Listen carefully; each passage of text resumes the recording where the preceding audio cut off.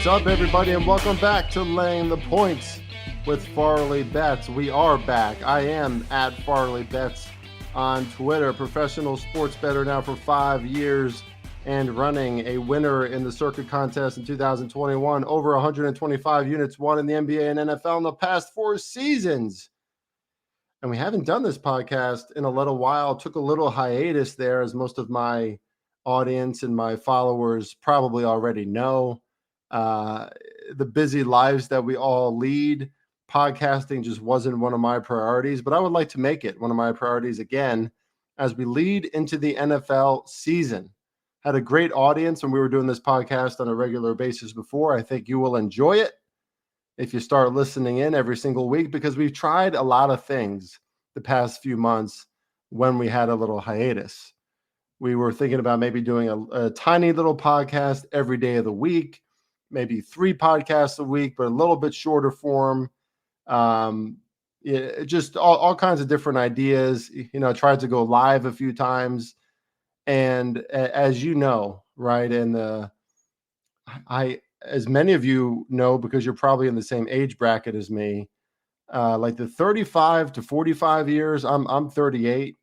They're probably the busiest time of your life, right? Especially if you have kids. We just had a little baby girl. She's over a year old now. Things don't get any less busy. That's for sure. If you follow me or if you know me at all, maybe you see me on the BetUS NBA show twice a week. That's another gig where you might have caught me talking about the NBA, or maybe you saw me on VSiN talking about the NFL or NBA. Then you also know that I have a 9-to-5 job, multiple jobs in the betting industry. So things are always busy. But what I would like to be doing more than anything is podcasting. I love to podcast. I love to create these episodes and get my thoughts and opinions and philosophies out there to all of you, and to have that back and forth with my audience as well, right? So you can always send me questions, DM me at FarleyBets if you have any betting questions, especially in the NBA and the NFL. We'll probably mix in a little tennis and WNBA this summer as well. I always bet the UFC, so maybe a big UFC event we could talk about on this podcast. But for now, and moving forward now for the foreseeable future, I'm going to still have one podcast a week, longer form podcast. Today's episode will probably be 20 to 30 minutes, but I'm going to start going longer form. And until the start of the NFL season, we're going to just start talking about these NFL teams and dissecting these NFL programs and the new players that they have and what their schedules look like and what we think is going to happen this season in the zany, crazy, volatile, but highly entertaining National Football League. Believe it or not, I mean, I don't know about you, but once the draft is over and now the NBA season is coming to a close, NHL is coming to a close, like the summer goes by so fast. So it feels like we are in early NFL season because, training camp and like voluntary workouts, all that stuff is starting. Right? Training camp isn't for a while, but the voluntary practices are starting. You're hearing more from these teams. And that's exciting. I mean, I love the NFL, as you know. That's been our biggest cash cow overall because we won in Circa. But we also tend to win a lot every season. We've always had winning seasons, some greater than others. But in this crazy game, this very difficult game of sports betting, you have to have strategy, right? And you have to kind of have your own approach, and your own life has to be in order. That's a huge part of this, guys and girls. Is how healthy are you? How much space do you have to look into these games every single day, every single week? Because if you don't have the space in your life, if you're not conducting things healthy for yourself, eating, sleeping, working out, socially, emotionally, the odds are your decisions are not going to be the best, right? You're not going to make, or you're not going to have the best perceptions, because your perception is going to be a little off because you're not taking care of yourself the right way, right? So it's all about taking care of yourself. It's all about the strategies that we try to employ from legendary handicappers that we learn from. I mean, I think that's why I've had some success, because I've learned from some of the best minds in this industry, guys like Las Vegas Chris, Kyle Hunter, Kiev O'Neill, You name it. It keeps on going and going. Tony, a lot of guys in the betting industry who I learned from, and it's a challenge, right? But for today, we're going to be talking about these NBA Eastern and Western Conference Finals, a little Eastern and Western Conference preview from yours truly throughout the summer, and as we talk about the NFL more and lead up into the NFL season with our own preparation, which I didn't get to do as much last year, having a little newborn baby. But I'm excited to do more of it this year, get back to my norm. And I'll just be sharing those insights with you, sharing my opinions, sharing my predictions, sharing my future bets, maybe even my week 5 bets on DraftKings that could be in right now because those lines are out, right? So we'll be talking more and more NFL, and I will have some guests on my show leading up into the NFL season. And I tried to do this last year. It wasn't great timing for me with the baby. It wasn't great timing for a lot of the folks that I was reaching out to, but I would really like to get a roundtable NFL discussion podcast going this season. And we'll see who we can bring together for that. I have some exciting prospects. More to come on that. All right, a lot of talking at the start of this podcast. So let's get to the actual content. Let's talk about the Eastern Conference and the Western Conference NBA playoffs. The NBA Eastern Conference and Western Conference Finals. Let's start with the 76ers. Let's start with the Boston Celtics and the Indiana Pacers. Maybe I thought the 76ers would be here, but that is not the case, right? The Knicks took out the 76ers. I thought it was going to be the Knicks. Pacers take out the Knicks. Surprise, surprise, surprise. But I think we all knew that the Celtics were going to be here, right? But as much as we might have known or at least predicted that the Celtics would be here, I'd like to start off talking about this. As far as coaching goes, I'm going to give the nod to Rick Carlisle. I mean, Joe Mazzulla, like I'm sure he's a pretty good coach. There's some weird stories about him back in college and just maybe a little bit narcissistic, egotistical.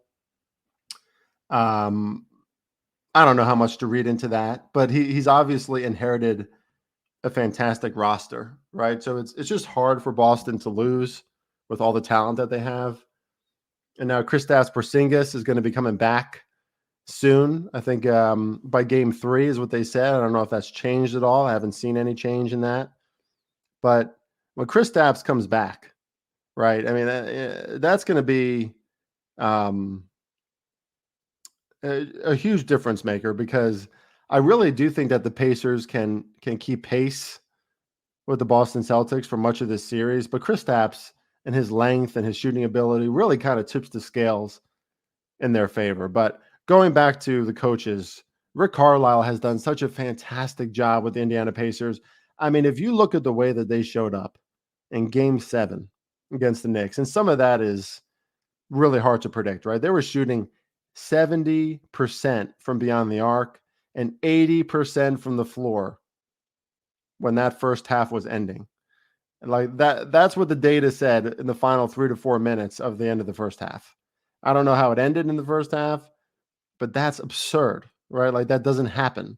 But at least part of it is because Rick Carlisle is a damn good coach and obviously had his boys prepared, aggressive, because they came out and they looked fantastic.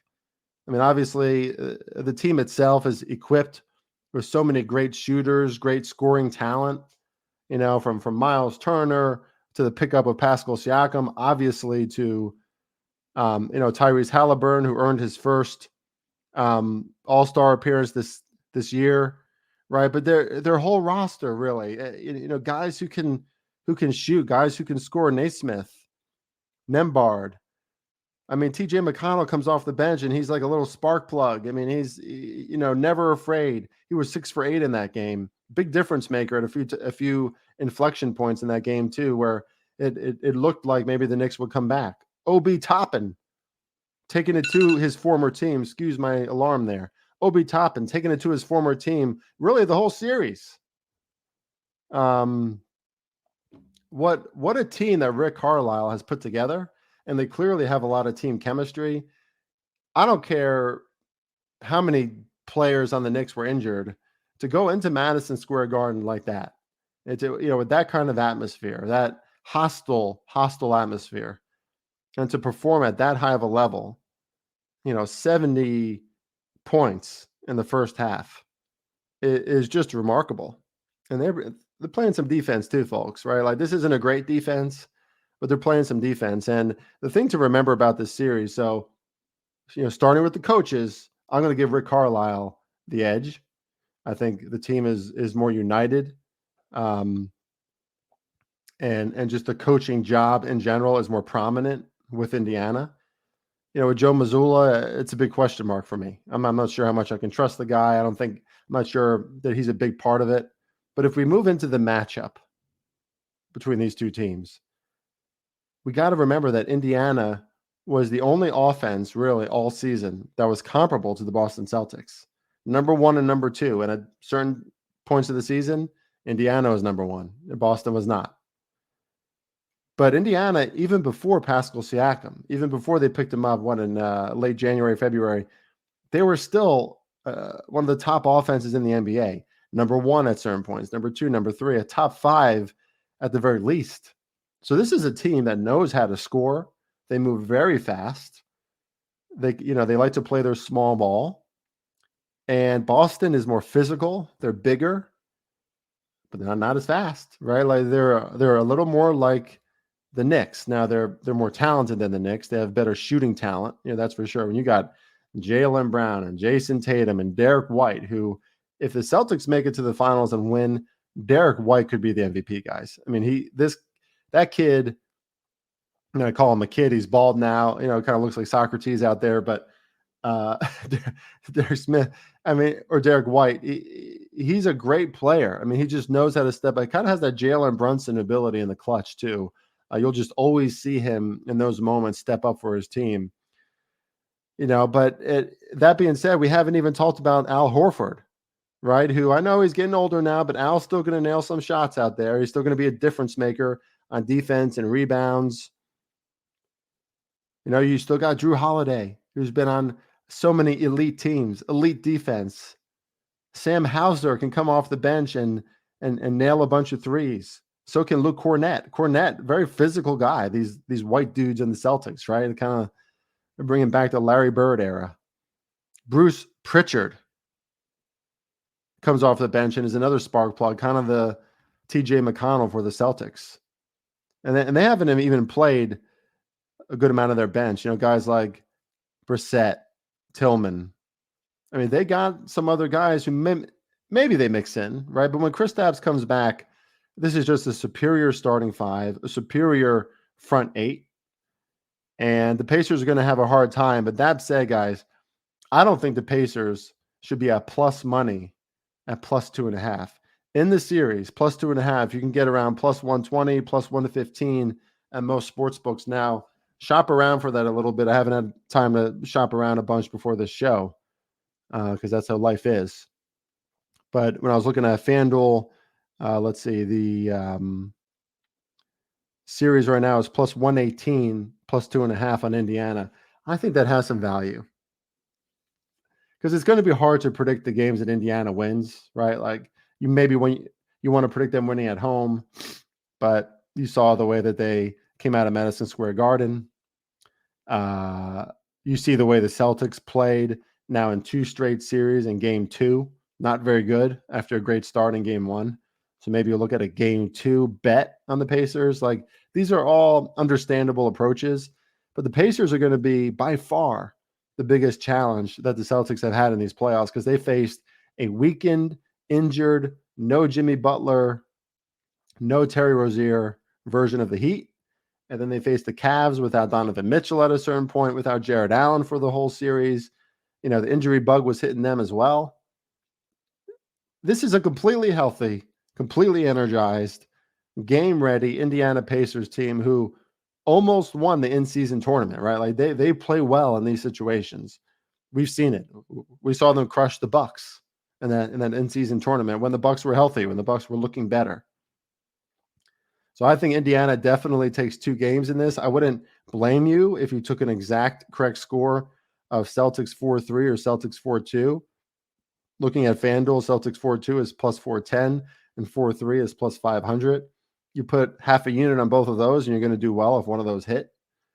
But, I wouldn't be looking at a dominant Celtics series here because they lack killer instinct. And again, this isn't like I'm not spitting statistics at you or data. All the data is out there, right? Like go to teamrankings.com, go to ESPN, go to NBA advanced stats, and you'll see all the same stats that we've been talking about all damn season. But what separates teams at this time of year are the intangibles. And Boston, to me, lacks intangibles. They lack that killer instinct.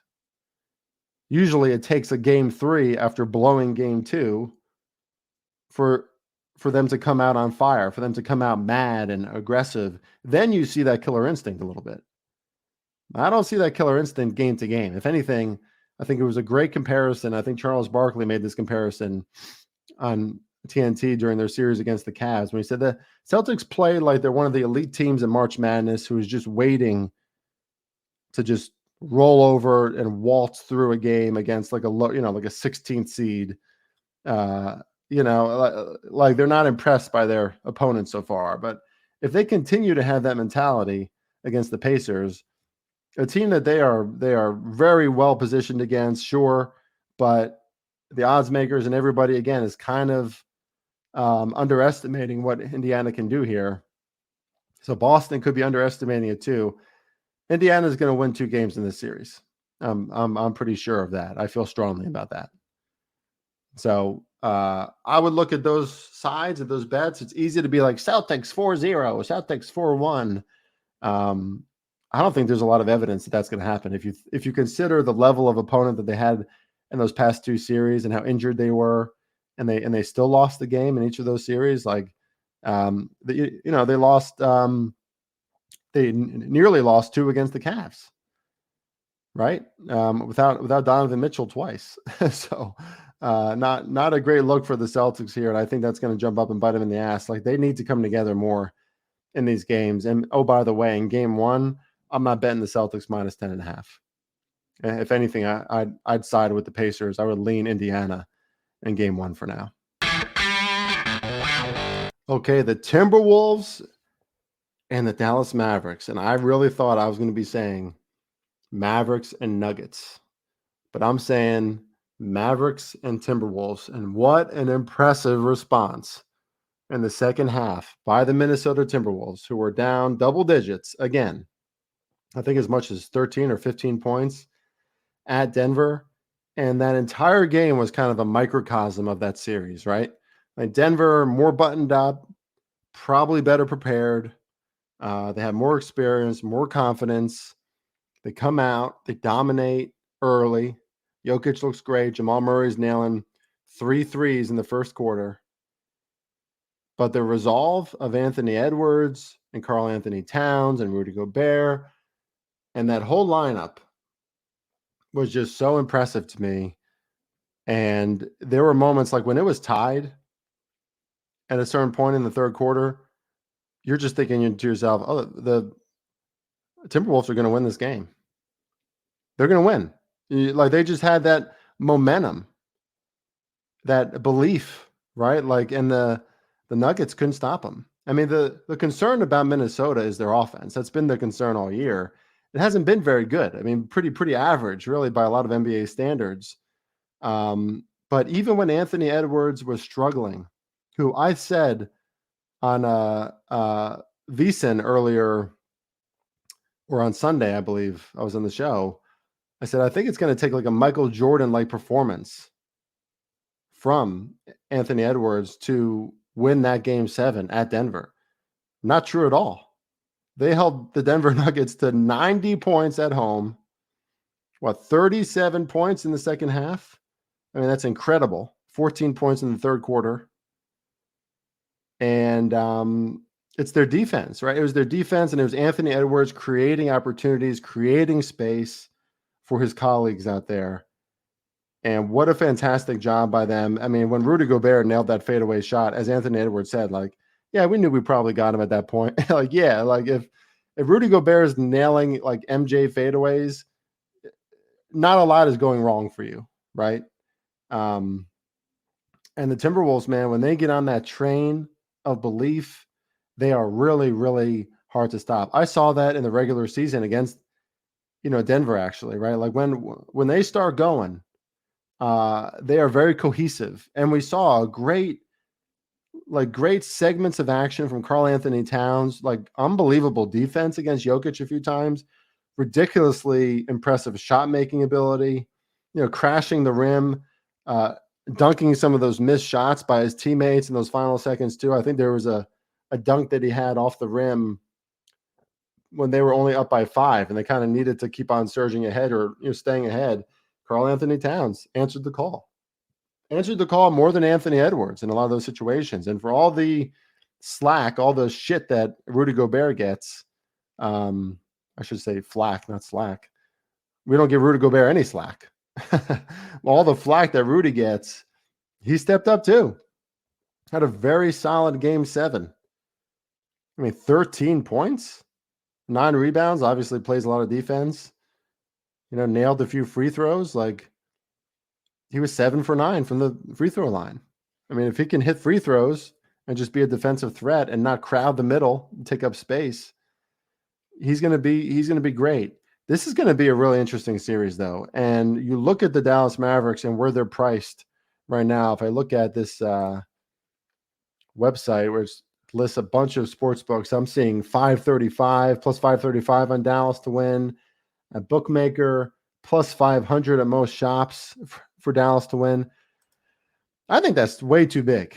Those odds are way too large, way too valuable, because the Dallas Mavericks have proven now, time and time again, really, that not only are Kyrie and Luka a great marriage, a great duo together, like they have figured it out, they respect each other, they make each other better, they're talking about each other's families.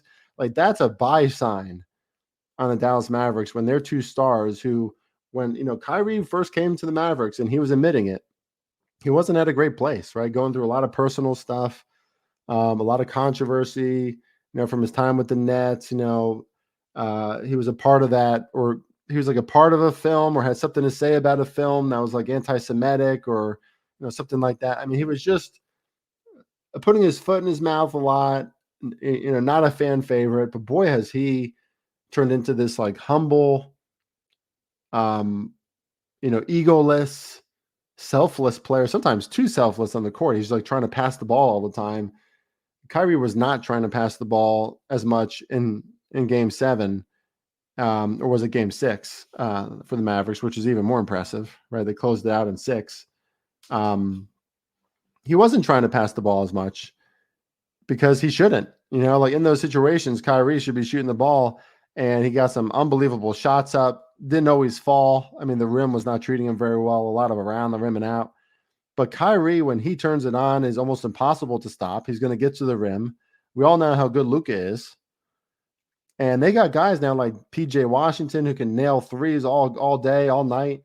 Daniel Gafford is playing out of his mind, right? Like, guys like Kyrie Irving are giving him the ball. They're trusting him with the ball, creating shots for him. Like, these kind of things really build team chemistry, and they build the unification of the team out there, everybody being positive and believing in each other. And you're hearing Kyrie talk about that in the locker room, about how affirmative everybody's been of each other, all these positive thoughts and affirmations. Like, these things, these intangibles matter more than any other stat or data point, or all that shit, right? Because we know how talented they are.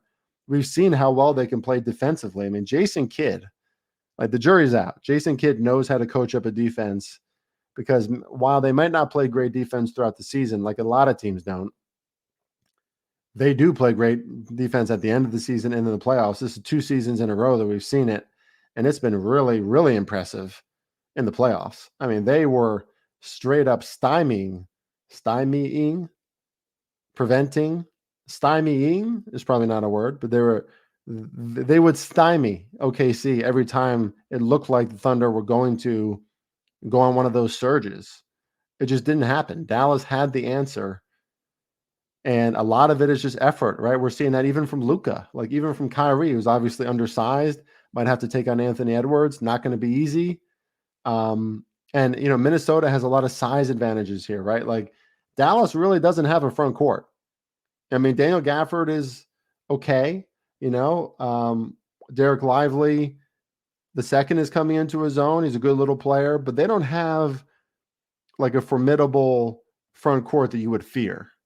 The Minnesota Timberwolves do, right? The Twin Towers, they got Naz Reid coming off the bench. Like it's going to be size and physicality against a team like Dallas who can be just as stingy on defense, a lot of scoring talent, but they're smaller, right? They are smaller, thinner. Derek Jones Jr., Derek Lively, thin guys, young guys, but they can pull together when they need to. And it's just been really impressive. Tim Hardaway is back too. He hasn't looked that great. They haven't played him that much, but he might be crucial for them. I mean, you have to lean towards Minnesota winning this series, and that's why you're seeing some of these, odds and lines so much in their favor. But that doesn't mean that the Dallas Mavericks can't win. And the Dallas Mavericks with Luka, who just seems like the kind of guy who's going to win a championship, right? Like when he gets his head down with how big he is, he can't be stopped. I mean, we really haven't seen any defensive player in the NBA stop him when he's in rhythm, when he gets going. He's going to have some games where it doesn't happen. That's probably the games that Dallas loses. But Dallas is always going to have a chance with Luka and Kyrie, even more so, and even more so if they keep on playing that defense. I don't think it's a bad idea to take a shot, maybe half a unit on the Mavericks to win 2.5 to win this series. I think they're absolutely going to win a few games. I think this either goes to 6 or 7. As impressive as Minnesota has been, and they've been very impressive, they could come into this next series a little overconfident, right? A little too fat and sassy, because really the accomplishment might feel like it's already been done. It's already been accomplished. They beat the Nuggets. They got past the Nuggets. I would look at 2 of these dogs, Dallas Mavericks, Indiana Pacers in game 1, and I would look for them in this series too. This is not going to be easy sledding for the Celtics or Minnesota, especially because, let's remind ourselves, while Boston is clearly the number 1 team in the NBA, they've been that way all season. Their net rating is number 1. Their offense and defense is top 5. Like it's not a debate that they should win the NBA title, right? But it ain't going to be easy.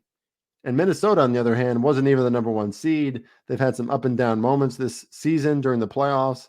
Now, number 1 defense in the NBA, that makes a big difference. And they're going to need it against the superstars of Dallas. But I would not count this Dallas Mavericks team out. I think they are going to keep on surprising us. And I don't think Minnesota quite knows what they have coming at them in Dallas. Like Dallas is a little more impressive, I think, than what a team like Minnesota might think. Of course, Minnesota has the home court advantage. I wouldn't really give a huge advantage coaching-wise. I like Jason Kidd. I like Chris Finch. Both sides are going to be well coached. They're going to be stingy on defense. I would look for more unders in that series, and I would also look for overs in the Celtics and Pacers series in general. That should be, especially at Indiana, there should be some fast-paced games. Maybe look at game 2 to be a more fast-paced game. Boston probably wins game 1, but maybe Indiana keeps it close. But then Indiana is going to come back with more fire and more pace and tempo. So it should be 2 interesting series. Look at the underdogs more than the favorites, in my opinion. We will be back next week, and we're going to start talking NFL football. Probably have some free tennis picks, UFC picks, maybe WNBA picks. Always follow me at FarleyBets. Look at sportswagers.ca or sportswagers.live is where we write up our free picks. Sometimes we have free video picks over there as well. You can catch me on the BetUS NBA show until the end of the season. You can see me on VSiN sometimes. I'm all over the place, boys and girls. Thank you for listening to Laying the Points with FarleyBets. We'll be back next week. Good to be back. See you next time. Let's win some damn money.